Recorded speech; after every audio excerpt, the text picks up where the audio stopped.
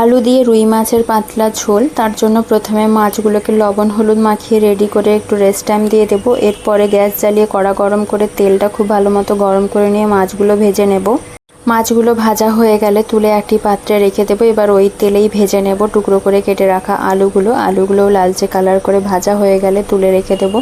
এবার ওই তেলে বাকি রান্নাটা করে নেব। দিয়ে দেবো কালো জিরে ও তেজপাতা ফোড়ন ও কুচনো পেঁয়াজটাকে লালচে করে ভাজা হয়ে গেলে এখানে অ্যাড করে দেবো রসুন বাটা, আদা বাটা ও টমেটো কুচি দিয়ে ভালো মতো সমস্ত কিছু ভেজে নেব যাতে কাঁচা গন্ধ না ছাড়ে। এবার দিয়ে দেবো গুঁড়ো মশলা যেমন হলুদ গুঁড়ো, লঙ্কা গুঁড়ো, জিরে, ধনে ও গরম মশলার গুঁড়ো দিয়ে জল দিয়ে কিছুক্ষণ কষিয়ে নেওয়ার পরে তেল ছেড়ে আসলে কাঁচা লঙ্কা আলু দিয়ে বেশ আরও কিছুক্ষণ কষিয়ে নেব। এবার কষানোর থেকে তেল ছাড়লে দিয়ে দেবো বেশ কিছুটা পরিমাণে জল দিয়ে এবার দিয়ে দেবো পরিমাণ মতো লবণ।